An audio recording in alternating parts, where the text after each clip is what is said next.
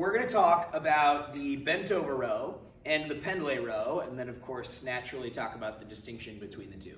What you need to know first is that the setup position for both these movement patterns is going to be the same, and in truth it's the setup position that you have coached probably hundreds if not thousands of times within our core classes. Your feet will be set up approximately hip width distance apart with a soft bend in the knees. You will hinge forward at the hip, getting the chest as close to parallel to the floor as you can with a flat back, top of the head, shoulder, all the way down to the hip in a straight line.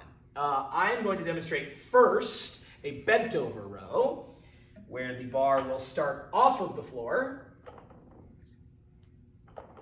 We row the bar up into the chest, and between repetitions, the bar does not come back in contact with the ground, or the plates do not come back in contact with the ground. It's the same execution on the row, aiming to keep back as level as can be. Elbows drive up and back, bringing the bar up towards the base of the chest to again try to recruit as much through the lower back and backside shoulder as we possibly can. And then when it comes to the Pendlay row, it's virtually the same, with the exception now that the barbell will come from the floor every single repetition.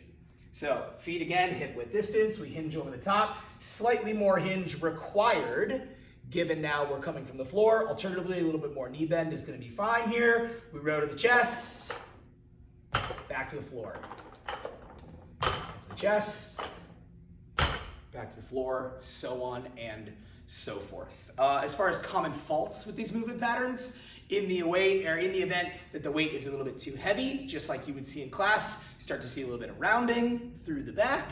Also, especially in the case, well, actually probably arguably both cases, as we increase more weight, people are going to try to find some way to compensate to get the weight from wherever it's starting from, bent over row or Pendlay row, up to their chest, which results in a little bit more of the heave-ho type of action, where now I'm starting to effectively kip, lurching my chest and back up to get some momentum to go into the row, unless it is called for within the programming. Sometimes we see heaving upright rows, for example, in the core classes. It will be clarified in the language of the programming document. If you're just looking at bent over row, let's try to keep torsos as still as can be. If you're just looking at Pendlay row, let's try to keep torsos as still as can be, right? The other thing I want to draw attention to is going to be hand positioning. It may well be clarified one way or another, overhand versus underhand. Just like pull up versus chin up, there is a difference, and the difference matters. I won't split hairs too much on it right here and now, but just make sure you check either with the programming document or with Alex Tyler, GM, or otherwise, to make sure that you are coaching the correct variation, overhand or underhand. One last thing I'm realizing I did not speak to as I approach the bar, but hands gonna be just outside of shoulder width distance apart as we grab on there. When in doubt, thumb goes right on where it changes over from the smooth to the coarse part of the knurling. Full grip on either side.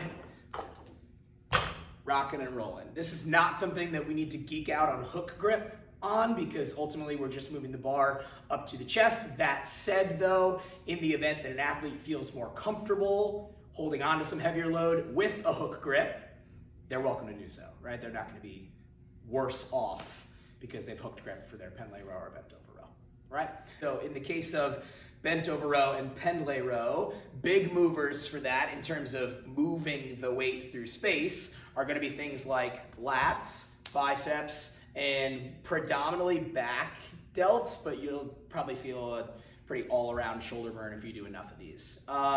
Also relevant to this, of course, is within the setup position, you've got to keep your abs on to support a flat lower back. So we have core activation here, resisting the force pulling you down. And then of course, just by virtue of hinging forward, we're gonna fire up a bit through the hamstrings and the glutes as well. Just like something like a deadlift or a bent over row, torpedo, barbell, or otherwise, the force wants to pull you forward. There is an element of lat and shoulder engagement to stay neutral even prior to executing the lift. Careful that we're not getting taken for a ride within the setup position. Okay, clear. Setup position, feet hip width, soft bend in the knee, hinge forward at the hip, hands just outside of shoulder width distance, full grip on the bar. Bar starts from the floor, which then for someone like me who's maybe got a tighter hamstring or a tighter low back, means a little bit more knee bend to be able to exercise full range of motion, elbows extended at the bottom, bar to the chest, back to extension, back into contact. Then contrast that with bent over row. Bar starts off of the floor. That's going to mean probably a little less knee bend, but still flat back, still torso as close to parallel as we can get it. Still barbell up to the chest. Then we can lower down with the knee bend to reset to the floor, stand up to finish. Got it. Then